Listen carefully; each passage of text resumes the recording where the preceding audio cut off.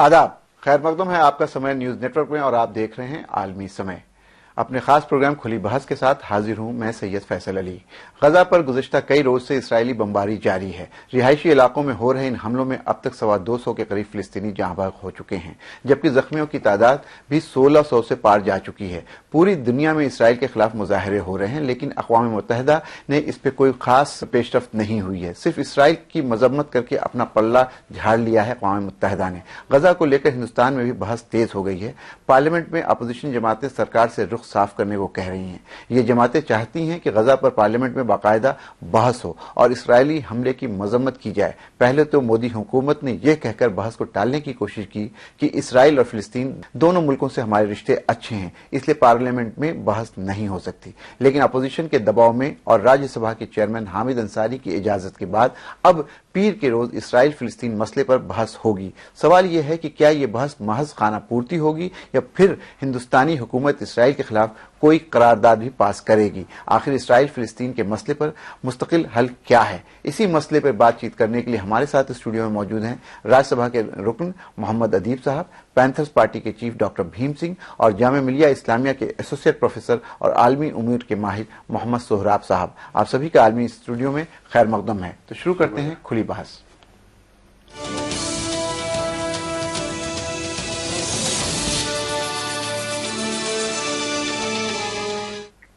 गजा पर गुज़िश्ता 11 रोज से इसराइली बमबारी जारी है। रिहायशी इलाकों में हो रही इन हमलों में अब तक 250 के करीब फिलिस्तीनी जाँ बहक हो चुके हैं, जबकि जख्मियों की तादाद 1600 से पार जा चुकी है। बहुत से मकान मलबे के ढेर में तब्दील हो गए हैं, लेकिन आलम इस्लाम और यूएन खामोश है। देखते हैं एक रिपोर्ट। 3 यहूदी नौजवानों के कत्ल के बाद शुरू हुआ इसराइली इंतकाम थमने का नाम नहीं ले रहा है। उसकी जानिब से गजा वालों को दी जा रही इज्तमाई सजा हर गुजरते दिन के साथ मजीद सख्त होती जा रही है। आलम यह है कि गजा का कोई इलाका बमों की धन गरज से सलामत नहीं। आसमान से बरस रहे सहयूनी बम न बच्चों की मासूमियत पर तरस खा रहे हैं, न खवातीन और बुजुर्गों का ही ख्याल रख रहे हैं। घर बार छोड़कर महफूज मकामात पर मुंतकिल होने वालों की तादाद 70,000 के पार जा चुकी है। ये सिलसिला अभी और कब तक चलेगा कहना मुश्किल है। अवामी सतह पर दुनिया के मुख्तलिफ ममालिक में इसराइली जारियत के खिलाफ मुजाहरे जरूर हो रहे हैं, लेकिन हुकूमतें या तो खामोश हैं या फिर इसराइली हमलों के बजाय फलस्तीनी रॉकेटों की मजम्मत करने में लगी हैं। खासकर अमेरिका और यूरोप को गजा की लहूलुहान मिट्टी नजर नहीं आती। उन्हें तो बस इसराइल के कुछ इलाकों में बज रहे सायरनों की आवाज ही सुनाई दे रही है। अमन के नोबल इनाम याफ्ता अमेरिकी सदर बराक ओबामा मुस्लिम ममालिक से साफ कह चुके हैं कि इसराइल पर हो रहे रॉकेट हमले नाकाबिले बर्दाश्त भी हैं और नाकाबिले माफी भी। लंबी खामोशी के बाद सऊदी अरब ने अब आकर इसराइल के खिलाफ तल्ख लहजा इख्तियार किया है। कहने को तो इसराइल और हमास के दरमियान जंग बंदी की कोशिशें भी की जा रही हैं। मिस्र ने इस सिलसिले में गैर मशरूत तौर पर जंग बंदी और फिर काहिरा में बातचीत की बाकायदा एक तजवीज भी पेश की, लेकिन चूंकि ये तजवीज गैर मशरूत मुज़ाकरात की इसराइली पॉलिसी की ही तायद करती थी, इसलिए इसराइल ने इसे मनोअन कबूल कर लिया, लेकिन हमास ने मुस्तरद कर दिया। ओबामा कह रहे हैं कि वो सिफारती कोशिशों से हमास और इसराइल के बीच जंग बंदी की कोशिशें करते रहेंगे, लेकिन अपने हर बयान में वो ये कहना भी नहीं भूलते कि इसराइल को अपने शहरियों के दिफा का पूरा हक हासिल है। अब उनसे कौन पूछे कि गजा के बच्चों की मौत इसराइलियों के तहफ़्फ़ुज़ की जमानत भला कैसे दे सकती है। फर्ज कीजिए कि इसराइल की जगह अगर कोई मुस्लिम मुल्क होता तो अमन के ठेकेदार अमेरिका का रुख उस वक्त क्या होता। आलमी समय के लिए ब्यूरो रिपोर्ट। नाज़रीन, आपने ये रिपोर्ट देखी। इसराइल की फौज ने गजा में ग्राउंड ऑफेंसिव शुरू कर दिया है। पहले ट्रूस की बात हो रही थी, सीज फायर की बात हो रही थी, लेकिन उसके बाद पूरे तौर पर ग्राउंड ऑफेंसिव शुरू किया गया है और बेंजामिन नेतन्याहू ने यह बात बिल्कुल वजाहत के साथ कह दी है कि ये ऑफेंसिव तब तक नहीं रुकेगा जब तक वहां जितनी भी टनल्स हैं, जो सुरंगें हैं जिनके बारे में कहा जाता है कि उसमें से निकल करके फिलिस्तीनी इसराइल में हमला करते हैं, जो दावा इसराइल करता है, वो सुरंगें खत्म नहीं कर दी जाती। सवाल यहाँ ये उठता है कि क्या ये जो ग्राउंड ऑफेंसिव है वो सिर्फ और सिर्फ हमास के जो ऑफिसेज हैं, उनके जो बंकर्स हैं या जो टनल्स हैं, उन तक महदूद रहेंगे या वहां आम लोगों की भी जान जाएगी? जाहिर सी बात है, जब मिलिट्री कार्रवाई होती है, जब मिलिट्री ऑफेंसिव होता है, तो उसमें शहरी और दूसरे लोगों में فرق करना बहुत मुश्किल होता है। जिस तरह से हम देख रहे हैं कि पिछले एक हफ्ते से जितनी लोगों की जान गई है, पूरी दुनिया खामोश है। तो क्या इस चीज पे भी पूरी दुनिया खामोश रहेगी? आइए बातचीत करते हैं। सबसे पहले हम जानना चाहते हैं, सोराब साहब यहाँ बैठे हैं, आलमी उमूर के माहिर हैं, उनसे कि इसके लिए जो इनोसेंट्स की जान जा रही है, जिन लोगों उसके लिए पूरी दुनिया जिम्मेदार है, इसराइल जिम्मेदार है, फिलिस्तीन खुद जिम्मेदार है, या अरब ममालिक इसके लिए जिम्मेदार है? सोराब साहब। मेरे समझ से इसके लिए इजराइल से ज्यादा जिम्मेदार मगरबी दुनिया की पॉलिसी है। इसलिए कि मगरबी दुनिया की पॉलिसी यानी उसके मदद के बगैर इजराइल की हिम्मत नहीं हो सकती है कि वो इस तरह के क्राइम करे, जुल्म करे जो कर रहा है। बगैर अमेरिकी और बरतानिया और यूरोपियन यूनियन के ताउन के बगैर वो कर ही नहीं सकता है। अब आइए अब दूसरे तरफ कि हम कैसे कह सकते हैं कि अरब कौम या फिलिस्तीनी कौम जो है इसके लिए जिम्मेदार है। दोनों के अगर रिश्ते को देखें तो एक मजलूम है और एक जालिम है, एक ऑक्युपाइंग पावर है और एक ऑक्युपाइड है। और बैनुल-अक़वामी कानून के ज़ाब्ते के अगर रोशनी में देखें तो यह ऑक्युपाइंग पावर का लीगल और मोरल हक है to protect the lives and honour and dignity of the occupied people. जबकि ये कानून ये है, बैनुल-अक़वामी कानून ये कहता है, जबकि फिलिस्तीन के तनाजुर में देखा जाए तो वो ये है कि ऑक्युपेशन का मकसद ही है, यानी जो ऑक्युपेशन है वो ज़ायनिज्म का पार्ट है। यानी ज़ायनिज्म जो आइडियोलॉजी है, जो ज़ायनिज्म है, जो आइडियोलॉजी है, जिस आइडियोलॉजी के तहत इजराइल को बनाया गया, जिस आइडियोलॉजी के तहत इजराइल एक्सपेंशनिज्म की पॉलिसी को बरकरार रखे हुआ है, उसी के आईने में कर रहा है। तो मैं यहां पर यह कह सकता हूं और बहुत ही एतमाद के साथ यह कहता हूं कि ज़ायनिज्म जो आइडियोलॉजी है वही इसकी जिम्मेदार है। वो उसी तरह से जिस तरह से साउथ अफ्रीका में जो वहां के ब्लैक्स पर जो व्हाइट ने जुल्म किया, तो उसकी जो असल वजह थी वो अपार्थाइड की पॉलिसी थी। और अपार्थाइड की जब पॉलिसी खत्म हुई तो वहां के ब्लैक पे जुल्म जो है ऑटोमेटिकली खत्म हो गया। उसी तरह से अगर दुनिया चाहती है कि फिलिस्तीनी अवाम के साथ इंसाफ हो, उनको इज्जत मिले, उनको रहने का हक हासिल हो, जिंदा रहने का हक हासिल हो, वो उसी वक्त मुमकिन है जब वहां की जो रेसिस्ट आइडियोलॉजी है, जिसको ज़ायनिज्म के नाम से जाना जाता है, उसका खात्मा हो।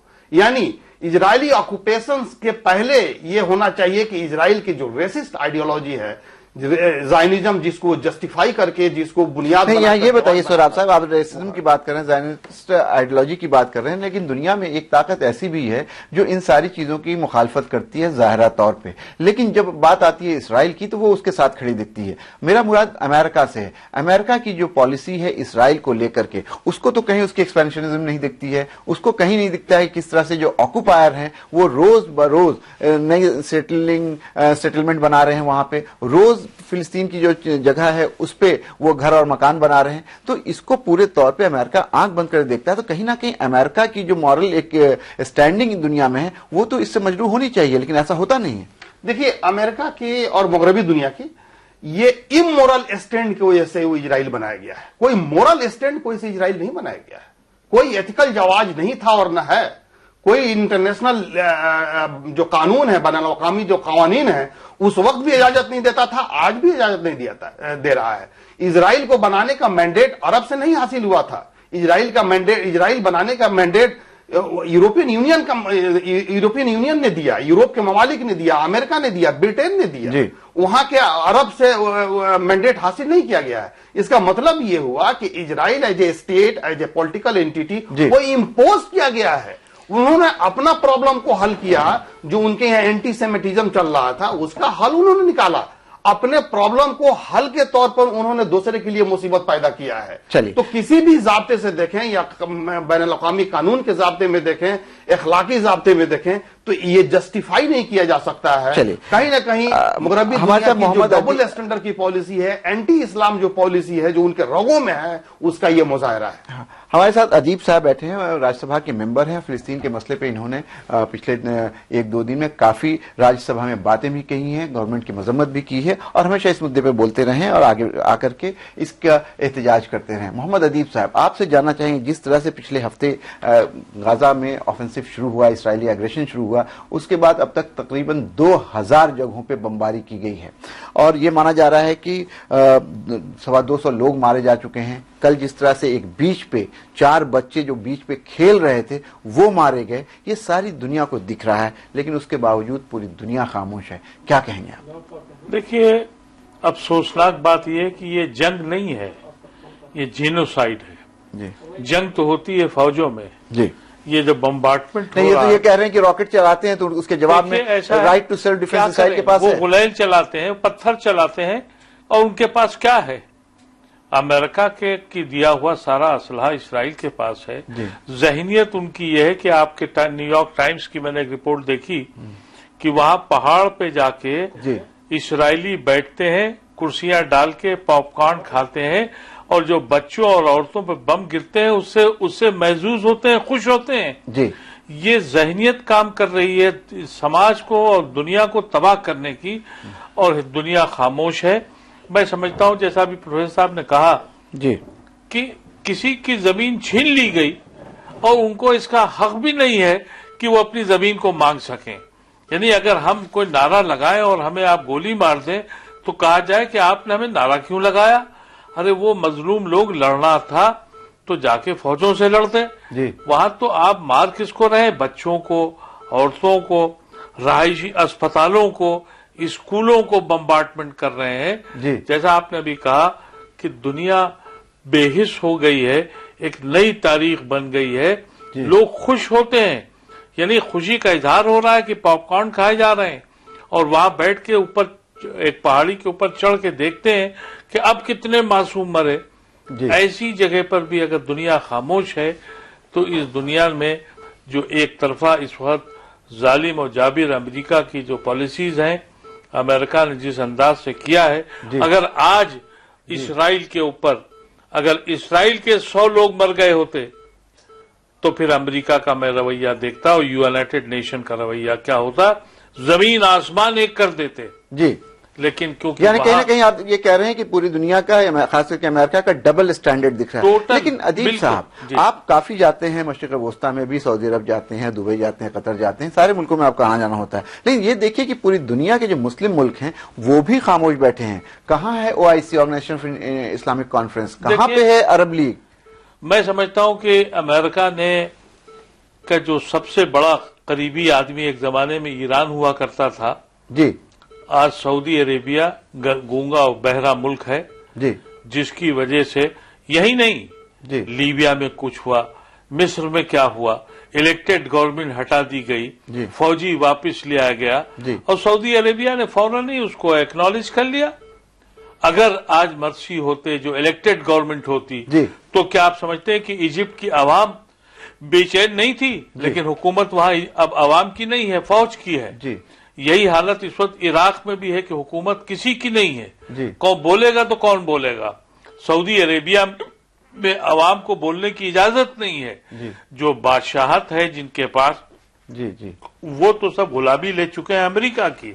جی, عوام کے دلوں سے اگر پوچھئے تو پوری دنیا کے عوام, بالخصوص عرب ممالک کے عوام جو ہے اس کا دل بے چین ہے. لیکن کرے تو کیا کرے, کیونکہ وجہ یہ کوئی ان کے پاس لیڈرشپ اس وقت بچی نہیں, چاہے وہ سیریا ہو, چاہے لیبیا ہو, چاہے ٹونیشیا ہو, چاہے مصر ہو.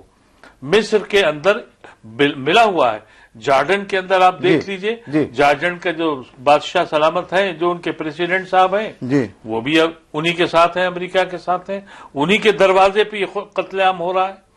تو یہ بدنصیبی اس ملک میں, دنیا میں ہو گئی ہے کہ کوئی ظالم کا ساتھ دینے کو, حق بات کہنے کو کھڑا ہی نہیں ہوتا.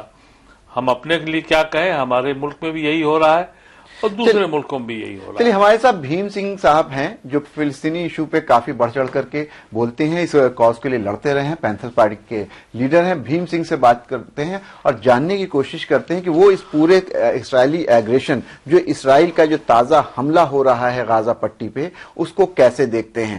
بھیم سنگھ صاحب, कल रात से फिर ग्राउंड ऑफेंसिव भी शुरू कर दिया है और ये माना जा रहा है, बेंजामिन नेतन्याहू ने बहुत साफ कहा है कि हम तब तक अब खामोश नहीं रहेंगे जब तक कि उसको पूरे तौर पे टनल्स जो सुरंगें वहां हैं उनको हम तबाह ना कर दें, उनको खत्म ना कर दें। क्या लगता है आपको, ये सिर्फ सुरंग तबाह करने की बात है, ये सुरंग को हटाने की बात है, या इसके पीछे पसे पर्दा हमास को खत्म करने की साजिश चल रही है, या ये साजिश है हमास के एरिया में रहने वाले उन फिलिस्तीनियों को सजा देने की, कलेक्टिव पनिशमेंट देने की जिन्होंने हमास को वोट दिया था? सिर्फ इतनी बात नहीं है जी। ना ये हम्मस तक महदूद है, ना ये गाजा तक महदूद है जी। ये एंग्लो अमेरिकन जो प्लान है जी। ये 1917 में जी। ये बना था। 1917 में अंग्रेजों ने और अमेरिका ने ये वायदा किया था कि हम ऑटोमन एम्पायर हार जाएगी, हम फलस्तीन में रेफरेंडम करवाएंगे और फलस्तीनी अपना फैसला करेंगे जी। और जंग खत्म होते ही तमाम अरबों को बांट दिया गया। एक मुल्क फ्रांस के पास, दूसरे की मैंडेट था इंग्लैंड के पास, एक हॉलैंड के, ये सारे बट गए। बिल्कुल बिल्कुल। और दूसरी जंग के बाद जो हमारे सामने नक्शा आया वो ये था किस तरह से अरब मुल्कों के अंदर एंग्लो अमेरिकन ब्लॉक अपने बेस बना ले। एंग्लो अमेरिकन ब्लॉक को चाहिए था अरबों का तेल, अरबों का पानी और अरबों की स्ट्रेटेजिक जो जमीन है उस पे कब्जा करना था। जी जी। और उन्होंने वहां जो यहूदी आए थे वहां अमेरिका में, उन्होंने सहयोनिया जिसे ज़ायनिज्म कहते हैं जी, जी, जी। उसकी बुनियाद रखी जी। और अगर थोड़ा सा आप गौर करें, अमेरिका के अंदर 70% जो दौलत है अमेरिका की वो सहयोनियों के पास है। के हाथ है। जी जी। और 75% वहां का मीडिया प्रोपेगेंडा यहूदियों के पास है, सहयोनियों के पास है। जी। अब ये मकसद था अरबों पर की जमीन पर कंट्रोल करना, तो उन्होंने यहूदियों को इस्तेमाल किया और 1948 में फलस्तीन के 2 टुकड़े कर दिए यूनाइटेड नेशन में, जिसमें सिर्फ यूरोपियन लोग नहीं, अमेरिका नहीं, जिसमें यूएसएसआर यानी स्टालिन भी शामिल थे। जी। उनकी वजह और हो सकती है। और मैं बताऊं, दुनिया सिक्योरिटी काउंसिल के अंदर उस वक्त इंडिया था, ईरान थे, एशिया के। जी। ये 2 मुल्क थे जिन्होंने जम के मुखालफत की फलस्तीन की पार्टीशन की। वो पार्टीशन रेजोल्यूशन 181 करके फलस्तीन के 2 टुकड़े कर दिए। यूनाइटेड नेशन के चार्टर में कहीं नहीं लिखा है कि यूनाइटेड नेशन एक नया मुल्क बना सकती है या किसी मुल्क को तोड़ सकती है। यूनाइटेड नेशन का मकसद था to maintain international peace and security.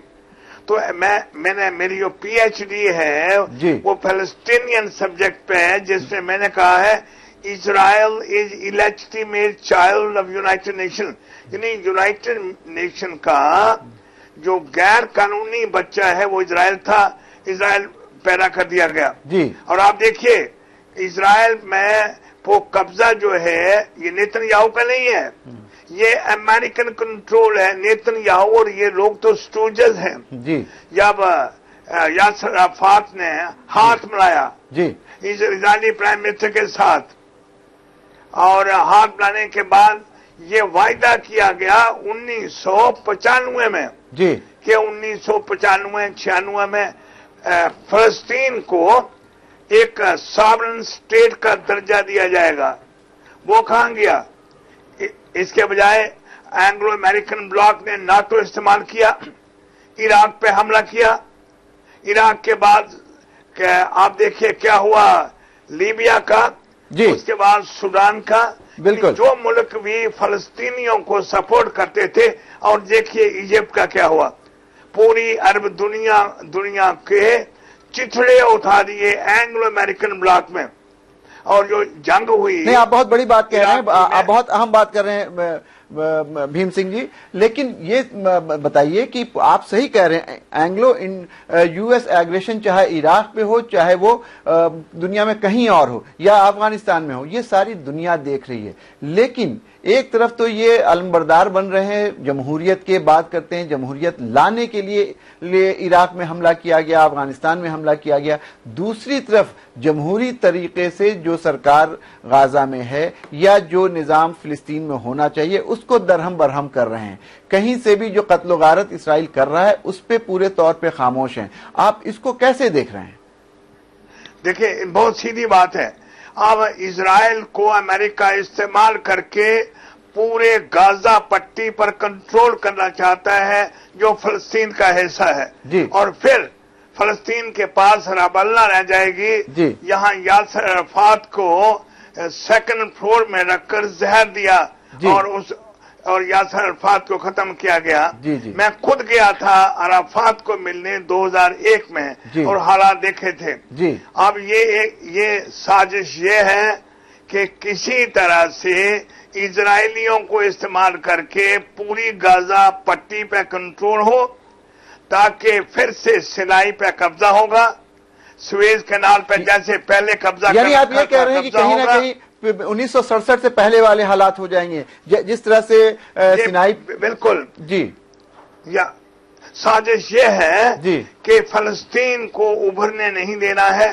साजिश ये है कि फलस्तीन के बाद इराक जब कब्जा कर लेगी CIA और अमेरिका, उसके बाद पाकिस्तान में पहुंच चुके हैं और फिर बारी है इंडिया की।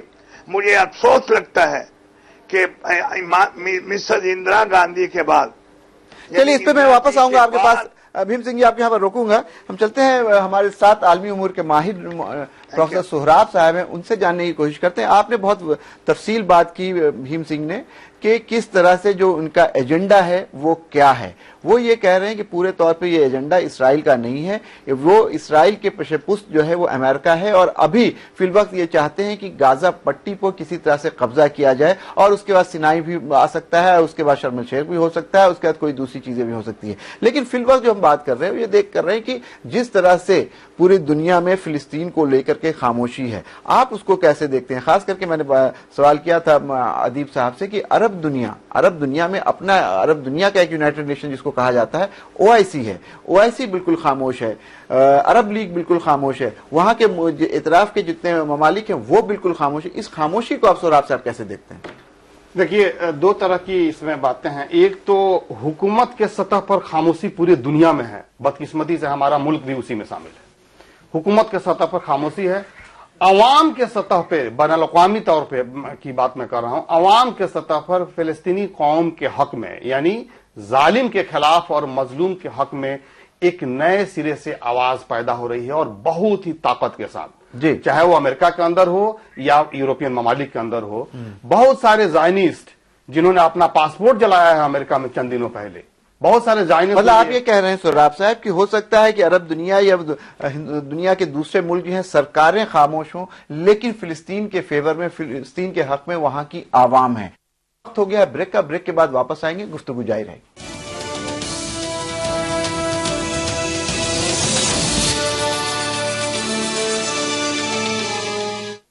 क्यों ताऊ, सरपंची छोड़ के रंगाई शुरू? बेटा याद रख, लाल रंग मतलब खतरा, जैसे इस हैंडपंप का पानी। मतलब? बताता हूँ। सरपंच जी जानते हैं बिटिया दांतों की बीमारी से क्यों पीड़ित है? कारण है दूषित पानी। हानिकारक रसायनों से दूषित पानी का सेवन करने से गंभीर बीमारियां हो जाती हैं। सरपंच होने के नाते गांव के हर हैंडपंप की जांच करवाएं, और अगर पानी दूषित हो तो लाल रंग करवाएं। कहाँ चल दी? साफ और सुरक्षित पानी लेने। सही कहते हैं काका, लाल मतलब खतरा। जल ही जीवन है। अच्छी सेहत चाहिए तो साफ जल अपनाइए। धीरू भाई अंबानी ने कहा था, बड़ा सोचिए, तेजी से सोचिए और दूर की सोचिए। कामयाब विचार पर किसी का एकाधिकार नहीं है। धीरू भाई अंबानी की इसी सोच को हकीकत में बदलने वाले बिहार के उद्यमियों को सम्मानित करेगा देश का सबसे बड़ा रीजनल MSME अवार्ड 31 जुलाई को पटना में। Samay Udyami Bihar 2014 presented by technoculture building solution. अब आपके घर का सपना भी हो सकता है साकार, है ना अपना वास्तु विहार। पावर्ड बाय गुजरात ग्रोमेट। गुजरात ग्रोमेट, a brand leader product. Gromit add vitamin, baby oil and soap। Associate sponsor Dr. Zakir Hussain Institution and IIBM Patna। पढ़ो वोकेशनल, बनो professional. Shera fitline gym west, दीवाना बना दे। Supported by NSIC। Industry partner BSE SME। Print partner Rashtriya Sahara. International telecast partner आलमी समय। A Media 100 initiative।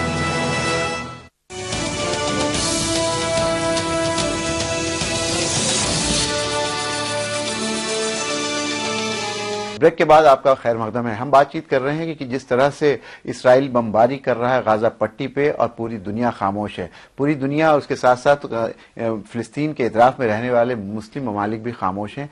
कोई बहुत ज्यादा मुजाहरा नहीं हो रहा है, एहतजाज नहीं हो रहा है। एहतजाज हो रहा है तो लंदन में हो रहा है, एहतजाज हो रहा है तो श्रीनगर में हो रहा है, लेकिन अरब दुनिया में इसके ऊपर बहुत ज्यादा कोई बातचीत नहीं हो रही है। यहाँ पे मोहम्मद सोहराब साहब हैं, वो ये कह रहे थे कि नहीं ऐसा नहीं है, क्योंकि सरकारों की हद तक खामोशी है, लेकिन आवाम जो है आज भी, चाहे मशरिक़ वस्ता हो चाहे दुनिया का कोई भी मुल्क हो, आवाम वहां की फिलिस्तीनियों के साथ है। सोहराब साहब,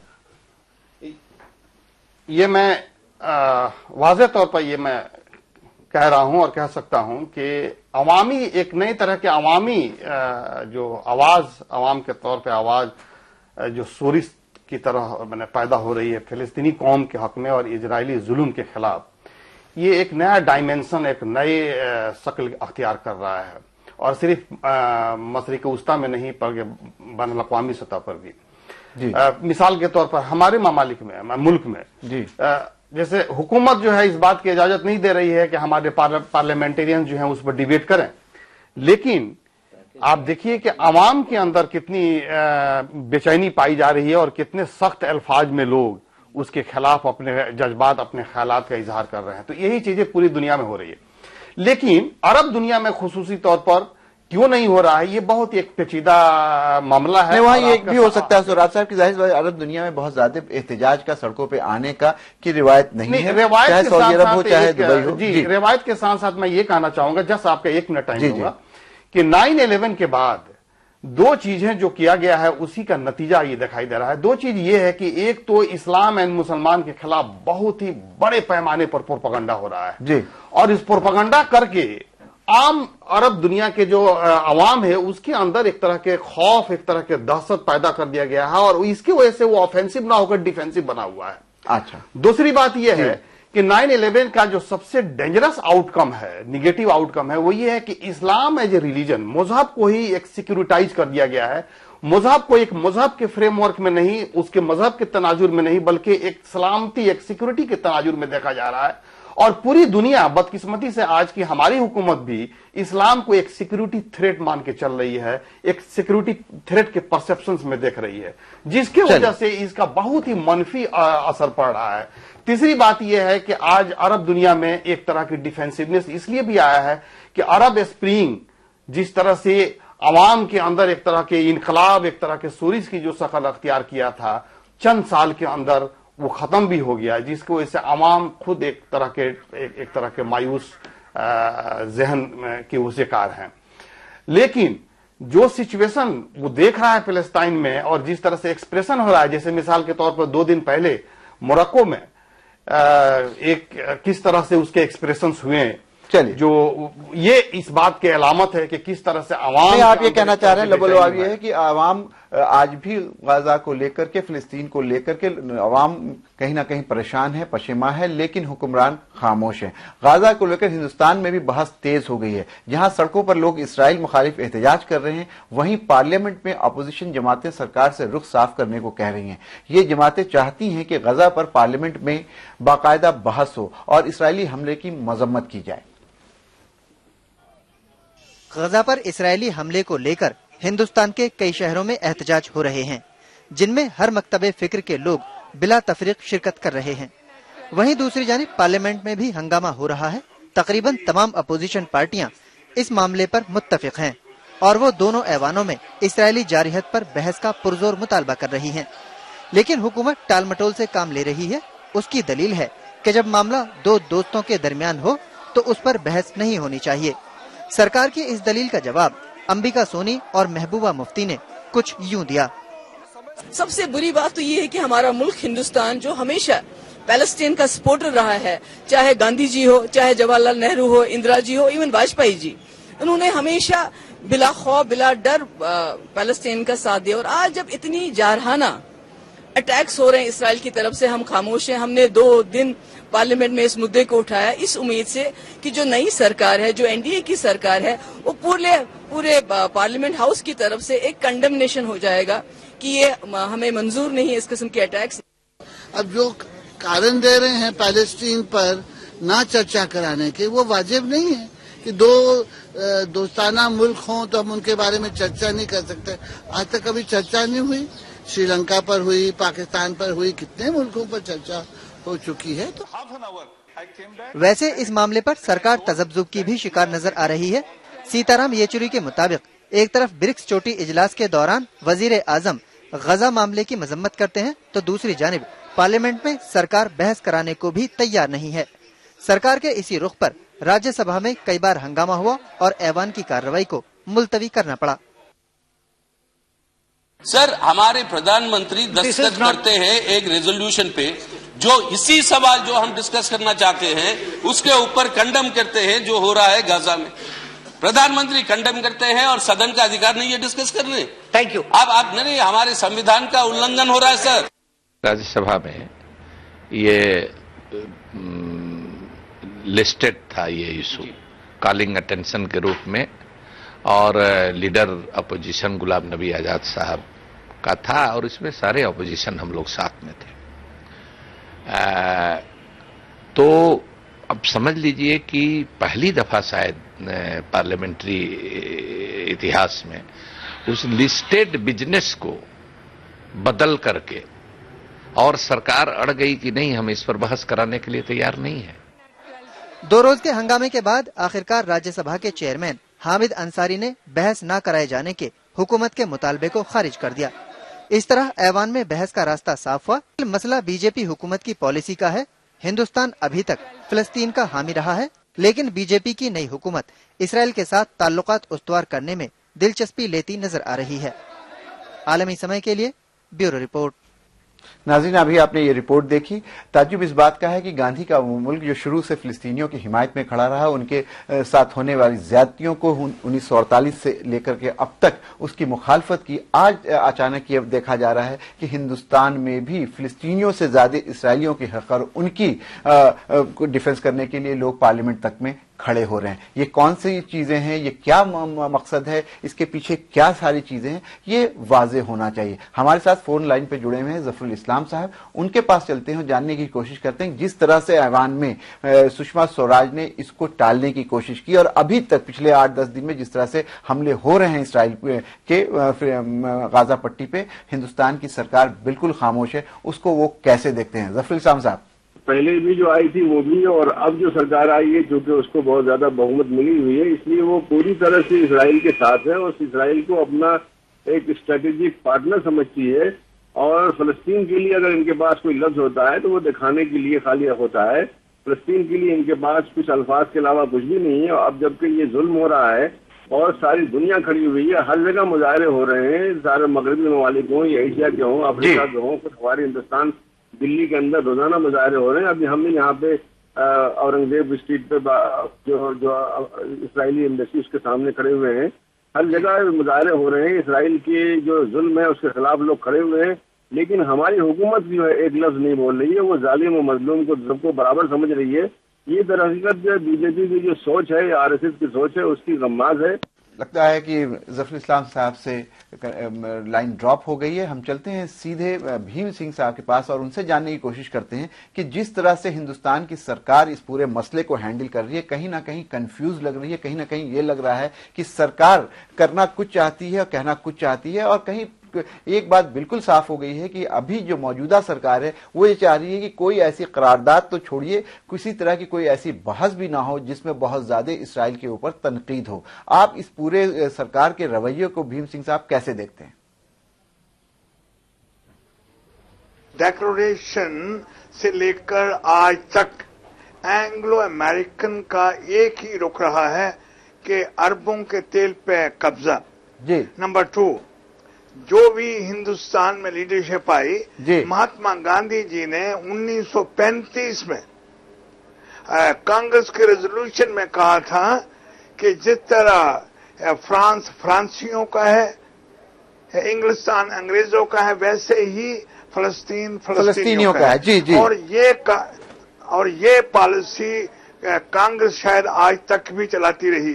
अफसोस इस बात का है कि जो आज की गवर्नमेंट है हिंदुस्तान की, भारत की, उनका मेल जोल ज्यादा अमेरिका से है, इजराइल से है। कुछ इजरायली फ्रेंड्स के बड़े बड़े लीडर हैं, रहनुमा हैं, इसलिए। लेकिन भीम सिंह साहब, इसराइल के साथ पहली दोस्ती तो नरसिम्हा राव के दौर में हुई जब यहाँ एम्बेसी खुली, और पूरे तौर पे नरसिम्हा राव ने ही उसको एक लीगल सैंक्टिटी या उसके स्टेटस को एक्सेप्ट किया था। वो सरकार भारतीय जनता पार्टी की नहीं, कांग्रेस की थी। वही तो कांग्रेस की बात कर रहा हूं मैं। जी। मैं कहता हूं कि कांग्रेस का आज भी रुख नहीं बदला है, जैसे राज्यसभा में सुना गया। लेकिन भारतीय जनता पार्टी का रुख, जब पहला डेलीगेशन गया मेंबर पार्लियामेंट का भारत से, तो उसके लीडर अटल जी थे। जी। 1965 की बात है। जी जी जी। तो उनका रुख अलग है। आज मौका ये था कि भारत को आगे आना चाहिए था। नॉन अलाइंड मुल्क हैं, उनकी कॉन्फ्रेंस करनी चाहिए थी, क्विकली, इमीडिएटली, अर्जेंटली, और इजराइल को कंडेम करना चाहिए था। अफसोस इस बात का है कि जो आज की सरकार है वो कहती है हमें कंसर्न, यानी गहरी सोच करनी पड़ेगी। आज तक शब्द कंडेम इस्तेमाल नहीं किया गया इजराइल के खिलाफ। ये मेरे ख्याल में पूरे भारत के लोगों की जो आकांक्षाएं हैं उस पर नहीं उतरी है ये बीजेपी सरकार।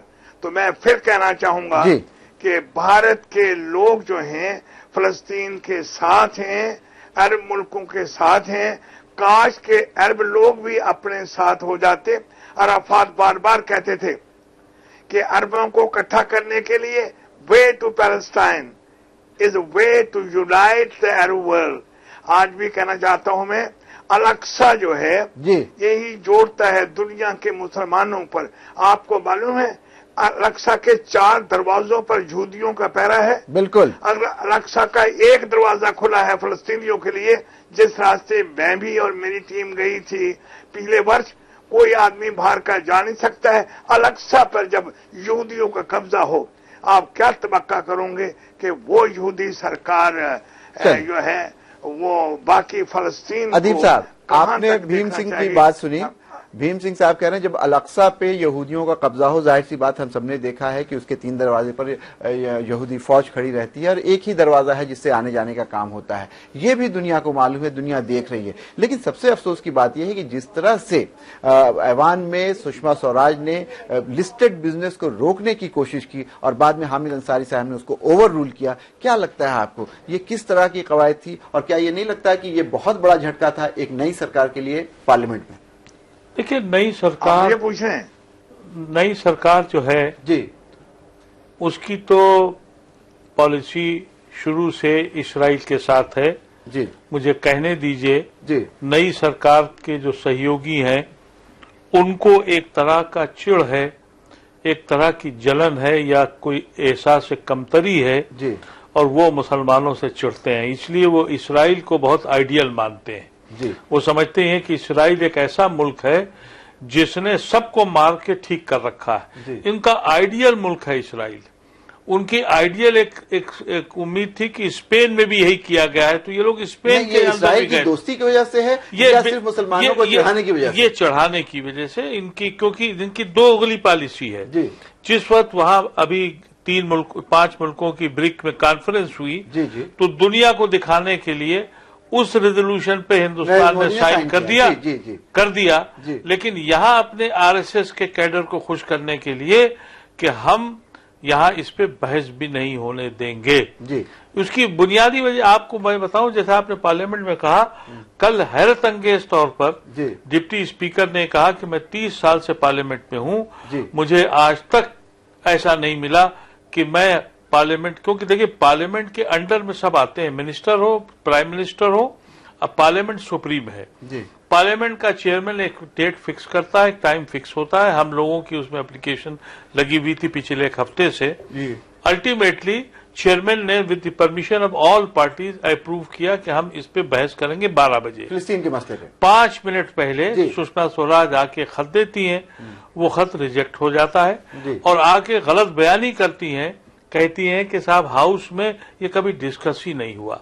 فیجی میں جب ہمارے ہندو بھائی مارے گئے تو ہم نے اسی ہاؤس میں کنڈیم کیا. نہیں, اٹل بہاری واجپئی جی نے خود کیا, اور جب بغداد پہ اٹیک ہوا تو اٹل بہاری واجپئی نے یہاں اسی اپنی ایز اے پرائم منسٹر یہ کیا تھا. جی بالکل. لیکن اس وقت کی جو سرکار ہے وہ سرکار ہم سے لینا دینا اس کا نہیں, وہ نہیں چاہتی, اس کو یہ اندازہ بھی نہیں ہے, کیونکہ ان کو فارن پالیسی کا بھی اندازہ نہیں ہے. ان کی فارن پالیسی جو ہے موجودہ حکومت کی وہ بھوٹان سے لے کے اسرائیل تک ہے, اس کے آگے انہیں نہیں پتا.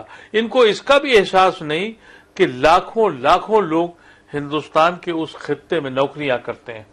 فرض کیجئے ابھی سب سویا ہوا ہے, آپ نے صحیح کہا کہ بھی سب سوئے ہوئے ہیں, لیکن ایک اسٹیج آئے گی جس طریقے سے یہ کلینزنگ ہو رہی ہے, بچوں کو مارا جا رہا ہے, گراؤنڈ پہ پہنچ گئے ہیں, صاف کر رہے ہیں, ایک بار ابال آئے گا. جیسے پروفیسر صاحب نے کہا کہ عوام کے اندر ایک شدت ہے, اگر یہ آیا اور اگر ان کے سمجھ میں یہ بات آ گئی کہ ہندوستان جو ہمیشہ سے فلسطین کا رہا ہے آج فلسطین کے ساتھ نہیں ہے, اور اگر انہوں نے ہمارے لوگوں کو نوکریاں دینا بند کر دی, ہمارے ساتھ تیل کی جو مراحت کرتے ہیں وہ ختم کر دی, حالانکہ ہم احسان فراموش ہیں.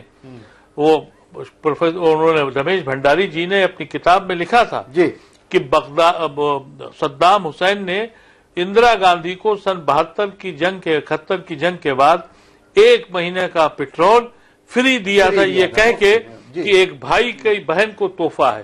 یاسر عرفات نے کبھی اندرا گاندھی نہیں کہا, بہن اندرا گاندھی کہا. سسک کے مرتا گیا, جیسا بھیم سنگھ جی نے کہا کہ زہر دے کے اسے مارا گیا, ہندوستان بے حصوں کی طرح بیٹھا رہا. اس نے اپنے محسنوں کے ساتھ ہمیشہ دھوکہ کیا ہے, اور یہ جو سرکار ہے یہ اس میں بہت استاد ہیں, لیکن مجھے یہ لگتا ہے کہ یہ اس ملک کو بہت بڑا نقصان کرنے جا رہے ہیں. ان کو سمجھنا چاہیے, انسانیت کے علاوہ ایک فارن پالیسی کو بھی سمجھنا چاہیے. انسانیت کو درکنار صاحب کی کہیں نہ کہیں ابھی جو نئی سرکار ہے اس کی جو فارن پالیسی ہے وہ بھی بہت واضح ان کے پاس کچھ ہے نہیں, وہ جانتے ہی نہیں. ان کی پوری فارن پالیسی کہیں ہندوستان سے بھوٹان کے بیچ میں, اگر اندرا گاندھی موجود ہوتی, بغداد میں جو کچھ اس وقت ہو رہا ہے, آج اندرا گاندھی وہاں مصالحت کر رہی ہوتی, وہ جو کچھ ہو رہا ہے وہاں پوچھی ہوتی, آج تھرڈ ورلڈ کنٹری میں ان کی حیثیت ہوتی. آج یہ بھیم سنگھ جی ہمارے بیٹھے ہیں پروفیسر, بھیم سنگھ جی ان کے نمائندے کیسے سے گھوم رہے ہوتے اس علاقے میں, چلیے لیکن یہاں کوئی پوچھنے والا نہیں. روکنا پڑے گا, وقت ہو گیا ایک بریک کا, بریک کے بعد واپس آئیں گے. ادیب صاحب نے ایک بہت اہم بات کی ہے کہ اگر ہندوستان میں اندرا گاندھی جیسے کوئی قداور لیڈر وزیر اعظم ہوتی تو شاید ابھی اس معاملے میں بھی کہیں نہ کہیں ہم لوگ نیگوشیٹ کر رہے ہوتے, بات چیت کر رہے ہوتے, میڈیٹر کا رول ادا کر رہے ہوتے. لیکن میڈیٹر کا رول ادا کرنا تو چھوڑیے, ہم کہیں نہ کہیں حاشیے پہ ہیں, ہم کہیں نہ کہیں کنارے ہو کے تماشبین بن کر بیٹھے ہیں. لیتے ہیں ایک بریک, بریک کے بعد واپس آئیں گے, گفتگو جاری رہے گی.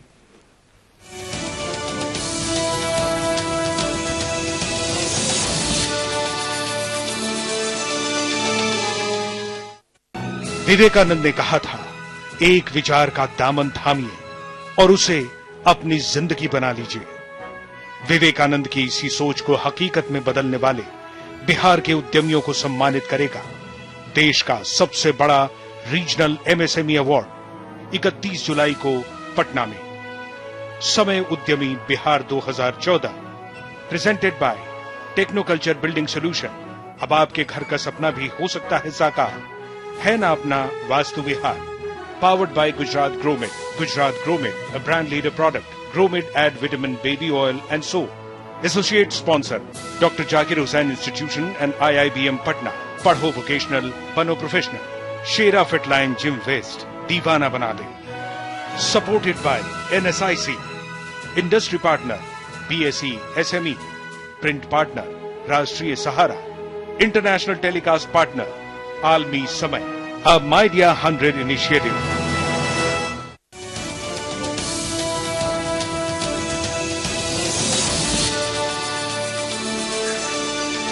ब्रेक के बाद आपका एक बार फिर खैर मकदम है। ब्रेक में जाने से पहले मोहम्मद अदीब साहब ने यह कहा कि अगर हिंदुस्तान में इंदिरा गांधी जैसी कोई शख्सियत वज़ीर आज़म होती तो शायद अभी हमारी फॉरेन पॉलिसी खास करके वेस्ट एशिया की तरफ या मशरिक़ वस्ता की बात करें उस हवाले से कुछ दूसरी होती। हम लोग कहीं ना कहीं उस सद्दाम हुसैन को भूल गए। हालांकि उनके बात को लेकर के कुछ लोग ये भी कह सकते हैं कि सद्दाम हुसैन की जाती जो जिंदगी थी और जिस तरह से उन्होंने वहां पे हुकूमत की वो भी बहुत मुतनाज़ा है। लेकिन उसके बावजूद एक बात बिल्कुल वाज़ेह है कि कोई मसला हो हिंदुस्तान का, कश्मीर से लेकर के दूसरे सारे मसले, उस पर अगर कोई वेस्ट एशिया से आवाज हमारे साथ होती थी, शाना बशाना कोई होता था तो सद्दाम हुसैन होते थे। उसी तरह से यासिर अराफात का रिश्ता रहा हिंदुस्तान के साथ, लेकिन वो सारी चीजें माजी की हैं। आज की हकीकत यह है कि हिंदुस्तान इन सारी चीजों को भूल चुका है और पूरे तौर पे इसराइल के साथ खड़ा दिख रहा है। हमारे साथ जफरुल इस्लाम साहब फिर से जुड़ चुके हैं। जफरुल इस्लाम साहब, आपसे जानना चाहेंगे जिस तरह की फॉरेन पॉलिसी शिफ्ट दिख रही है हिंदुस्तान के अंदर, उसको आप किस तरह से देखते हैं?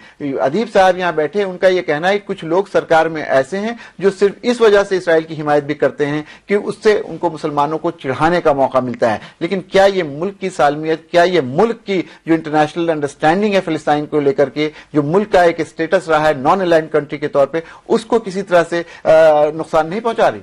हम चलते हैं भीम सिंह साहब के पास और उनसे जानने की कोशिश करते हैं कि जिस तरह से हमारी सरकार बिहेव कर रही है उससे हिंदुस्तान जो एक गैर जानिबदार मुल्क माना जाता था वो आज जानिबदार होता हुआ दिख रहा है। वो कहीं ना कहीं इसराइल की हिमायत में, इसराइल के पीठ पे खड़ा दिख रहा है। इससे पूरे मुल्क में एक अजीब सी कैफियत हो गई है। खास करके अगर मुसलमानों की बात करें तो उनको भी कहीं ना कहीं इसको लेकर के परेशानी है। हर जगह मुजाहरे हो रहे हैं, कई जुमा के दिन भी मुजाहरे हुए, 2-3 दिन कबल से भी मुजाहरे हो रहे हैं। इन सारी चीजों के बावजूद सरकार के कान पे जूं तक नहीं रेंग रही है। कैसे देखते हैं आप भीम सिंह?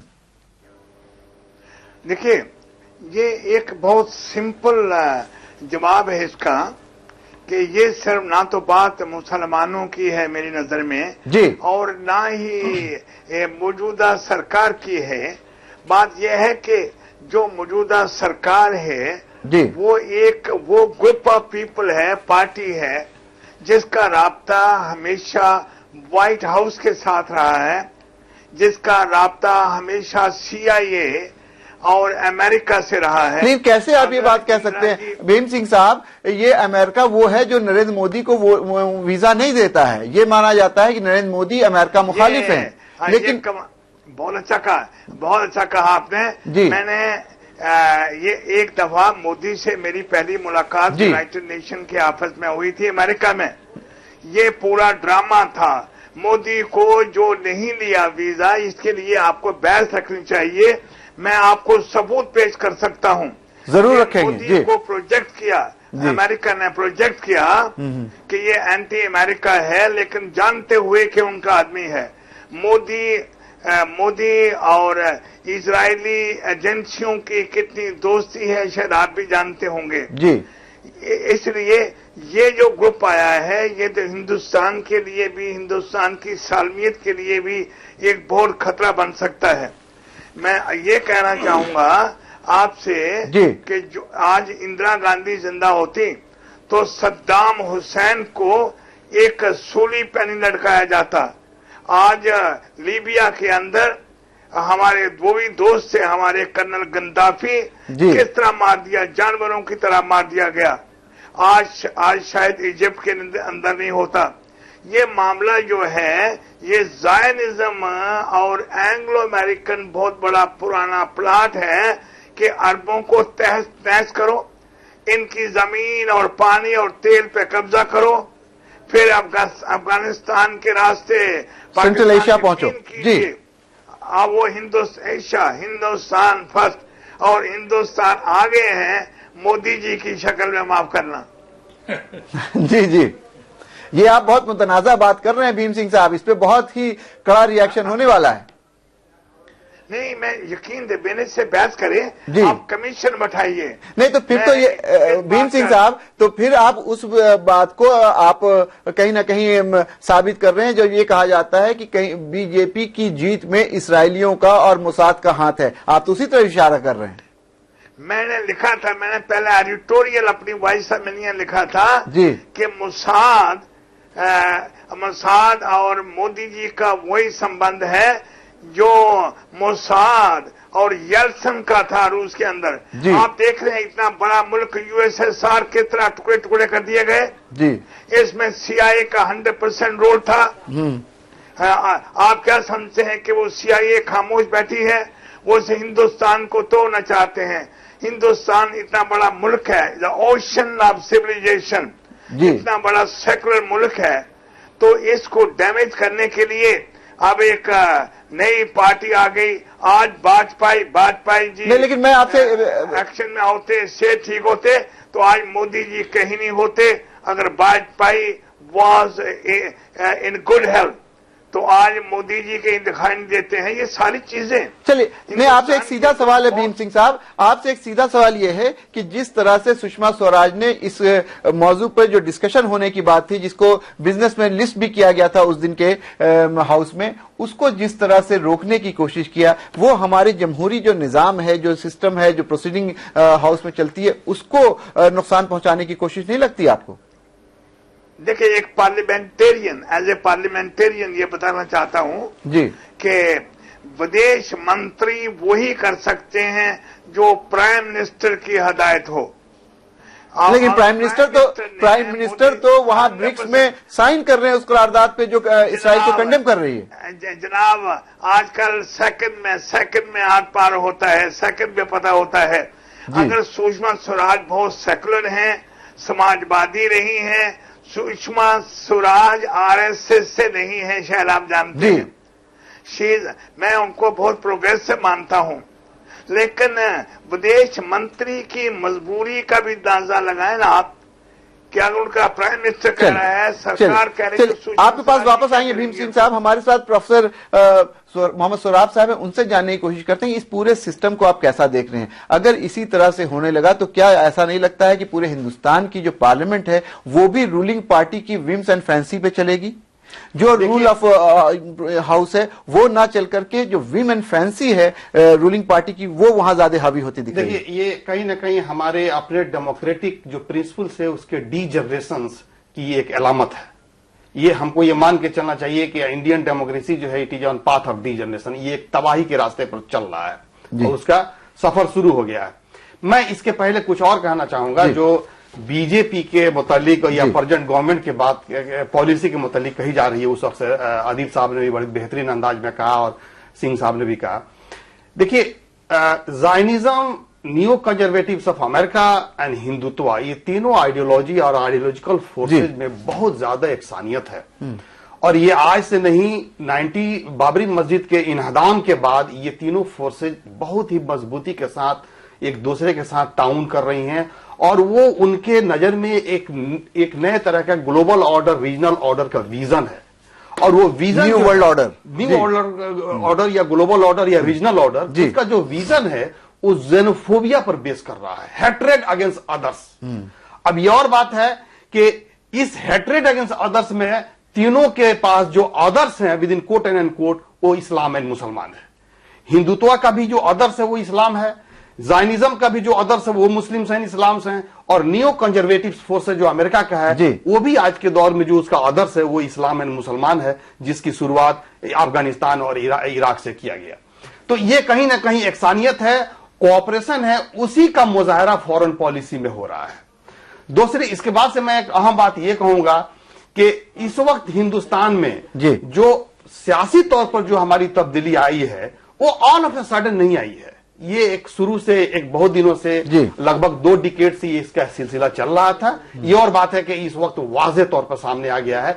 लेकिन जैसे अदीब साहब मुझसे बेहतर तौर पर बता पाएंगे कि कम से कम जो सियासतदान हैं हुकूमत है, उनके जो अपोजिशन है, वो पार्लियामेंट में वाज़ेह तौर पर भारत के फॉरेन पॉलिसी और दाखिले के मुतालिक जो भी पॉलिसी है उसके वाज़ेह तौर पर बहस करते हैं और कुछ ना कुछ उसका शकल आम आदमी के लिए आ जाता है। लेकिन जो ब्यूरोक्रेसी को जो तब्दीली आई है, इंडियन ब्यूरोक्रेसी में जो तब्दीली आई है, ये जिस तरह से कम्युनलाइज किया गया है, जिस तरह से फासिज्म के रास्ते पे इसको ट्रांसफॉर्म किया गया है, इसमें सिर्फ चलिए आपने बहुत अहम मुद्दा उठाया, कांग्रेस भी इक्वली रिस्पॉन्सिबल। अदीब साहब से जानने की कोशिश करते हैं। सोहराब साहब का ये कहना है गवर्नमेंट की जो पॉलिसी है उस भी वाज़ेह होनी चाहिए। अभी ये लग रहा है कि शायद उसकी बहुत वाज़ेह फॉरेन पॉलिसी नहीं है। दूसरी तरफ इन्होंने एक अहम मुद्दे की तरफ इशारा किया है कि जो ब्यूरोक्रेट्स हैं या डिप्लोमेट्स हैं उनका भी कम्युनलाइजेशन हो गया है, और जाहिर सी बात है ये वही लोग हैं जो सरकार को नीति बनाने में, पॉलिसीज बनाने में मदद करते हैं। इस पूरे मसले में कहीं आपको यह एंगल भी दिखता है कि कहीं अब जिस तरह से फॉरेन मिनिस्ट्री के जो स्पोक्समैन है उन्होंने जो स्टेटमेंट इशू की, एक ही स्टेटमेंट आई है इसराइल के ऊपर,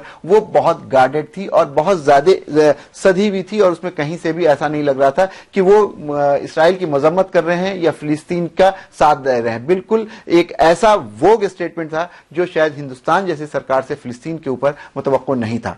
अदीब साहब, वो स्टेटमेंट तो बल्कि उनका ये था कि गाजा से बमबारी रुकनी चाहिए, रॉकेट रुकनी चाहिए। जी, ये स्टेटमेंट था।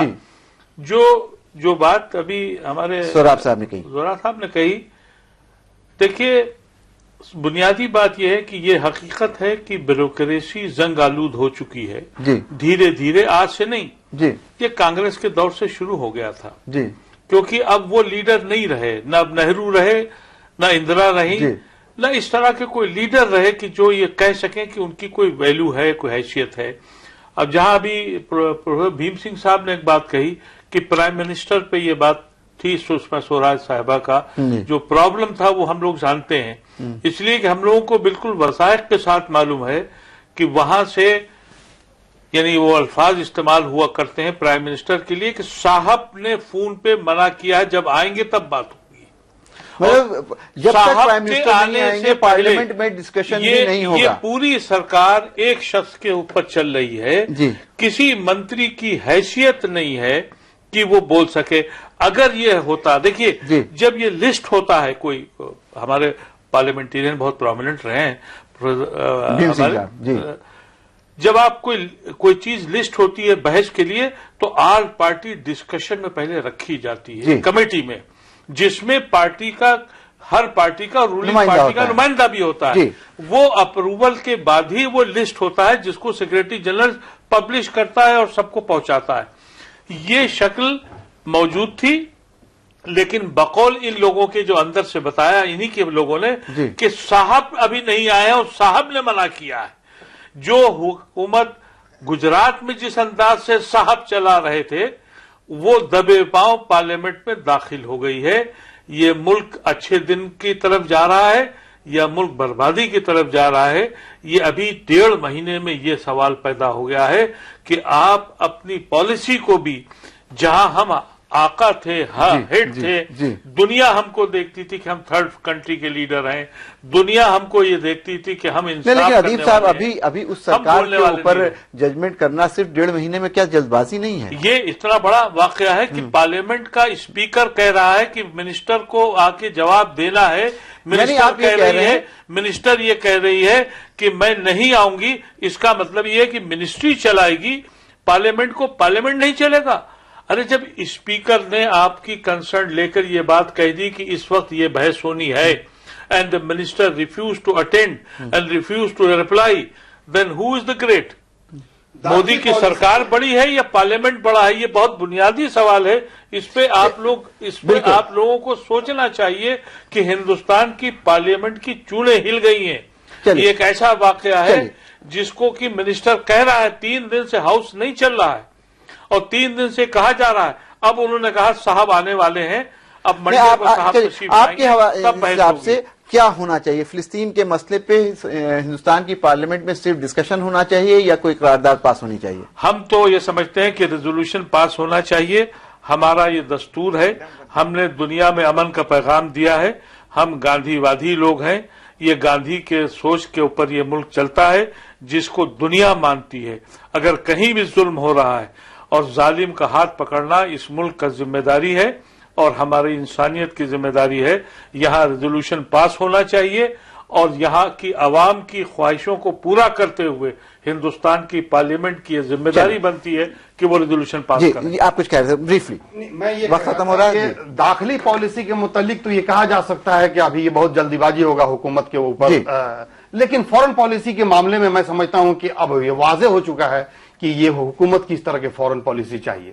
دوسری بات یہ ہے کہ جہاں تک قرارداد کا معاملہ ہے, میں حکومت ہند سے یہ کہنا چاہوں گا کہ وہ یہ پہلے طے کرے کہ کیا ایک ہندوستان کا بہت بڑا سیکشن جس میں صرف ایک مذہب کے ماننے والے نہیں ہیں, بہت سارے مذاہب کے ماننے والے ہیں, ان کو یہ ریپریزنٹ کرتا ہے, یہ حکومت کرتی ہے کہ نہیں کرتی ہے. اگر یہ ریپریزنٹ کرتی ہے, اس کا کلیم ہے, دعویٰ ہے, تو وہ ایک ریزولوشن پاس کرے اور بین الاقوامی قوم کو اور اسرائیل کو یہ واضح طور پر بتائے کہ جو کچھ تم کر رہے ہو یہ برداشت نہیں کیا جا سکتا ہے, اس لیے کہ جو ہمارے سٹیزنز ہیں. وقت ختم ہو رہا ہے. بھیم سنگھ صاحب کا آخری کمنٹ لے لیں. بھیم سنگھ صاحب, اب آپ کیا چاہتے ہیں؟ کیا ہندوستان کی سرکار نے مان لیا ہے کہ منڈے کو اس پہ بحث ہوگی, لیکن کیا صرف بحث سے مسئلہ حل ہو جائے گا یا ہندوستان کی سرکار کو بہت واضح اس پہ سٹینڈ لینا چاہیے؟ مختصراً بھیم سنگھ. نہیں, بھارت کی سرکار کو ایک انیشیٹو یہ لینا چاہیے کہ پورے نان الائنڈ ملکوں کی میٹنگ ایمرجنسی طور پر دلی میں کنوین کر سکتی ہیں اور اسرائیل کو کنڈیم کر چاہیے. دوسرا, بھارت سرکار کو عرب لیگ سے بات کرنی چاہیے تاکہ عرب بھی مل کر اس معاملے کو اٹھائیں. تیسرا یہ ہے کہ پارلیمنٹ کے دونوں ہاؤسز میں ایک زبردست ریزولوشن آنا چاہیے, کنڈیم کیجئے اسرائیلی اگریشن کو, کنڈیم کیجئے تاکہ دنیا میں ایک نیا پیغام جائے, ہندوستان آج بھی فلسطینیوں کے ساتھ ہے, حق انصاف کے ساتھ ہے. چلیے ناظرین, ابھی آپ یہ بحث سن رہے تھے. بہت واضح طور پہ ہمارے پینلسٹ نے یہ کہا کہ ہندوستان کو ایک پورا کلیئر میسج دینا چاہیے, نہ صرف اسرائیل کو بلکہ پوری دنیا کو, کہ آج بھی ہندوستان, گاندھی کا ہندوستان فلسطینیوں کے ساتھ ہے, اور اسرائیل کی جس طرح سے بمباری ہو رہی ہے, ظلم اور ستم اسرائیل کر رہا ہے فلسطینیوں کے اوپر, اس کی مذمت اور مخالفت کرتا ہے. نہ صرف یہ کہ اس سے کام ہو جائے گا, چاہیے ہندوستان کی سرکار کو کہ اس پہ بحث کرائے, پورے طور پہ دونوں ایوان میں بحث ہونی چاہیے اور ایک قرارداد بھی پاس ہونی چاہیے. ہم تمام مہمان کا شکریہ ادا کریں گے کھلی بحث میں. آج فی الحال اتنا ہی. آپ عالمی سمے کو انٹرنیٹ پہ بھی دیکھ سکتے ہیں, لاگ آن کریں samay.com. فی الحال ہمیں اجازت دیجیے اور آپ دیکھتے رہیے عالمی سمے.